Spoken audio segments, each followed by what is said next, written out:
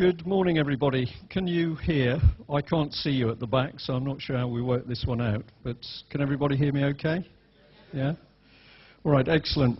Well done for coming. And I hear some of you brave some fairly bad weather, so a double thank you for coming along, particularly for hearing this talk today.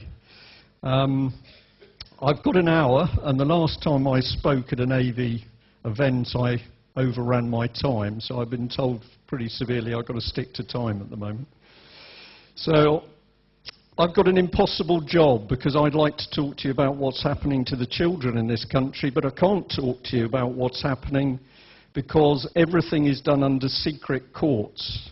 And the UK column newspaper already has 4 injunctions out to stop us telling you what's being done with the children. It's a good system, isn't it? You're doing something wrong, so you run a secret court and then you hide it. And I'll tell you a bit more about it. If this little pointer works, and we're not sure, doesn't seem to like it too much. Basically, in the picture, we've got our families looking a bit dejected, but behind them, things are going on very high level, and that's Portcullis House in Westminster, which is the new seat of power for our MPs. If you ever go in there, you'll find it quite interesting because you're surrounded by armed guards. Okay, this is the UK column, and the one on the left-hand front page is a new edition, which has been put together by Mike Robinson, who has recently joined us. He's been doing the website for a while, but to take some pressure off me, produced this edition, which has gone down extremely well. And I've decided to put Mandelson there because we had some tremendous information from Vladimir Bukovsky's researcher, Paulo, who exposes that we have Marxists in government. And that comes from Russian sources, it's not from just pure English sources. The moment our newspaper came on the streets, people began to talk to us about things going on. And one of the early ones that came up was stories about children.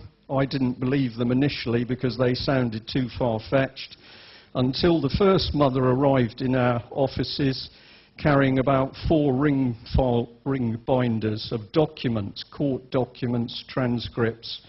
And the story that unfolded, which I will touch on, was just incredible. And the crime which I've listed there, this is absolutely correct. False evidence, false documentation, perjury in court, bullying and threats by the judiciary, the police, the social services. Everything you can think of in order to put pressure on the parents. Can be the father, but very often they tend to go for the mother. Now, if anybody is sitting thinking, I am a social services person, or I am a policeman, etc., it's shades of grey. I am not standing here saying that everybody who works from social services is bad, and I'm not saying that for the police or the courts. However, the body of evidence says that within these public sectors, we now have criminal and corrupt activity on a very big scale, and it needs to be exposed, and pretty quickly. What are they doing? Well, basically, they're breaking up families. They're breaking up mums and dads. They're getting the children away from the parents. And when those children are away, they can be used for things. They can be used for drug testing. If they die as a result of an illness or circumstances in hospitals, then body parts are disappearing. And otherwise, they can go into a more or less a gulag system where they can be abused. And some of that came out on the BBC a while ago when a very brave lady spoke out about her abuse in a children's home where she was tied down and systematically raped. Although she's got the evidence, and other girls and boys who were abused have got the evidence, they cannot get justice. Because when they go to the police or they go to the social services or they go to the courts, their pathway to justice is blocked. And I mean blocked, totally and utterly. And in the last resort, threats will be used to get them to back down. Now, these are some of the statistics. I'm going to be thanking a man called Ian Joseph a bit later on, who's done a huge amount of work in a book, which I'll show you the cover of. So some statistics have come from him and some I've researched, but this is factual. 25,000 children a year are now disappearing into the system. And we ask why, and we ask what's happening, and we ask who are these people who are now more qualified to say how you should look after your children than you are.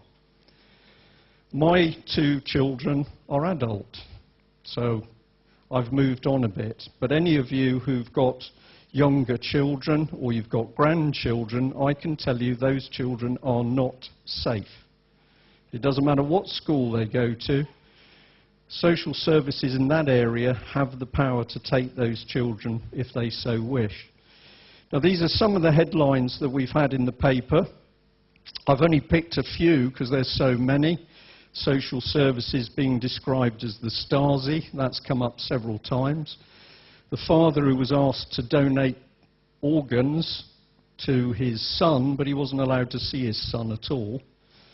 Even judges, and there are good judges out there, but they're pretty lacking in backbone, are talking about foul play. And then the 2 cases down at the bottom, we're starting to get into something very sinister, because people are now saying, you're really not bright enough to have children of your own. Who says?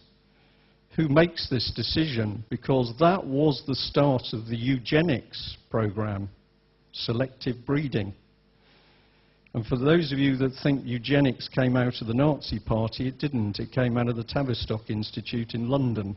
It's a British problem, and it was exported to the Nazis. Now, the key thing, if we say who benefits, which is a great way to start a trial, it's pretty easy. Because everybody who touches a child who's taken away by social services is raking in the money. Legal profession tops. The industry of taking children into care, we know at the moment, is about £20 billion worth.